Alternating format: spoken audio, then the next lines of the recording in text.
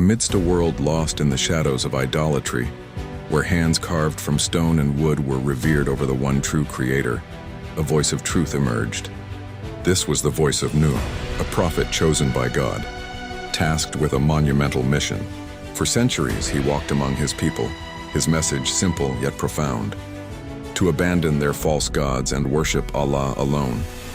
He called them day and night, in public and in private, his words a beacon of light against the encroaching darkness of disbelief. Yet his call was met with deaf ears and hardened hearts. The people ridiculed Nu, their laughter echoing through the valleys. They saw him not as a messenger of God, but as a madman. They would thrust their fingers in their ears and cover their faces with their garments, refusing to even look upon the man who spoke of divine truth. Despite the relentless mockery and scorn that spanned nearly a millennium, Nu's resolve never wavered. His faith was an unshakable mountain, his patience as vast as the sea. He prayed for his people, his heart heavy with sadness for their stubborn rebellion. Yet he persevered, firm in his trust in God's promise. Then came a command that defied all logic to the disbelievers. In a land far from any sea, Nu was instructed by God to build a massive ark. With a small band of believers, his own family among them, he began the arduous task. They sawed the wood and hammered the planks under the scorching sun, while the chieftains and common folk gathered to jeer. "A ship in the desert, Nu," they would taunt. "Have you finally lost your mind?" But Nu and his followers continued their work, their every action an embodiment of trust and obedience to the divine plan. As the great vessel took shape, a miraculous sight unfolded. From all corners of the land, animals began to arrive, male and female, in pairs, guided by God to seek refuge in the ark. The final warning was ignored, and the sky began to weep. It was not a gentle rain, but a cataclysmic downpour, as if the very gates of heaven had burst open. From the earth itself, water surged forth with immense power.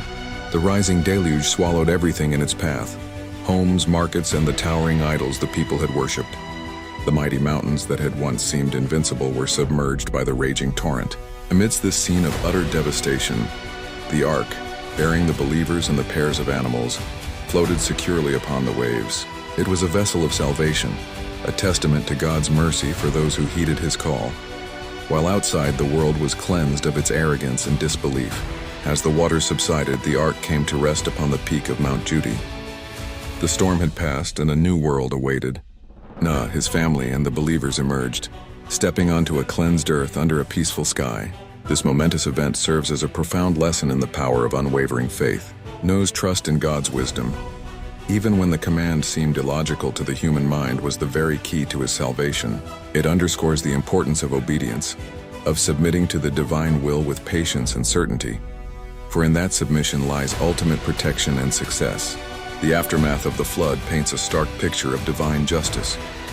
The desolate, silent landscape was a solemn reminder of the grave consequences that await those who reject the truth and persist in their arrogance. The civilization that had mocked God's messenger was wiped from existence, a powerful sign for all of humanity. Yet this story is not only about retribution, it is equally about mercy. God, in his infinite compassion, provided a path to safety for the righteous. His justice is perfect, and it is always tempered with mercy for those who turn to him in faith. The story of Nu is not just a tale from the ancient past. It is a timeless message that resonates through the ages. From the small community of survivors, humanity was given a new beginning, a chance to rebuild on a foundation of faith. The narrative of the ark and the flood encapsulates universal truths: the virtue of patience in the face of adversity, the necessity of placing one's complete trust in God, the reality of accountability for one's actions, and the ultimate, inevitable triumph of truth over falsehood. It is a story of destruction, but more importantly, a story of rebirth, hope, and the enduring mercy of God.